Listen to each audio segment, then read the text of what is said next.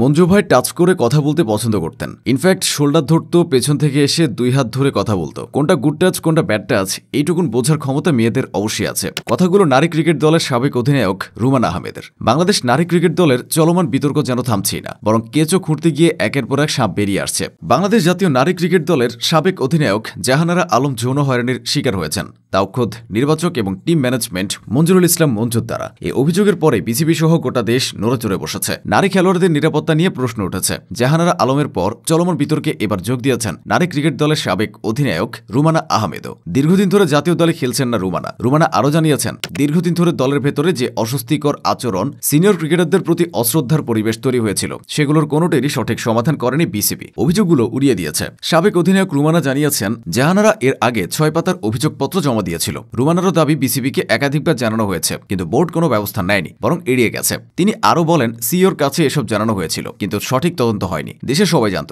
অথচ বিসিবি জানত না। এটা হতে পারে না। মঞ্জুর আচরণ নিয়ে রুমানা বলেন, তিনি এমন আচরণ করতেন আমরা যেন গরু ছাগল। মাঠের বাইরে ও ভেতরের সব জায়গায় একটা ভয় কাজ করত। এখন সবার মনে একটাই প্রশ্ন উকি দিচ্ছে, গুরুতর এই অভিযোগের পরও বিসিবি কেন নাকে তেল দিয়ে ঘুমাচ্ছিল? কার ভয়ে, কিসের ভয়ে? জাহানারা যৌন হয়রানির অভিযোগ তোলার পর সেদিন গভীর রাতে প্রেস বিজ্ঞপ্তির মাধ্যমে জানায় যে যৌন হেনস্থার অভিযোগ যেহেতু স্পর্শকাতর, সেহেতু তদন্ত কমিটি গঠন করার সিদ্ধান্ত নিয়েছে বিসিবি। বিসিবির প্রতিক্রিয়া দেখে মনে হচ্ছে যৌন নিপীড়নের ঘটনা ছাড়া সংস্থাটি আর কোনো ঘটনাকে আমলে নেবে না। জাহানারার যৌন হেনস্থার অভিযোগের সঙ্গে দলীয় কোন্দল এবং অন্যান্য অভিযোগও করেছে। তার মধ্যে জাতীয় দলে একাধিক গ্রুপ, কর্তৃত্ববাদী অধিনায়ক, টিম কর্মকর্তাদের অসুস্থ পক্ষপাতের অভিযোগকে কৌশলে এড়িয়ে যাচ্ছে বিসিবি। অভিভাবক সংস্থার এই আচরণ কি স্বাভাবিক? এই ঘটনায় সবচেয়ে বেশি কর্মব্যস্ত থাকার কথা বিসিবির নারী বিভাগের, কিন্তু নারী বিভাগের প্রধান সাবেক ক্রিকেটার আব্দুর রাজ্জাক এখন সিলেটে। ছেলেদের দলের টিম ডিরেক্টরের দায়িত্ব পালন করছেন তিনি। আব্দুর রাজ্জাক অবশ্য এই ইস্যুতে নীরব থাকেননি, কিন্তু তার বক্তব্য শুনে আকাশ থেকে পড়ার উপক্রম হয়েছে।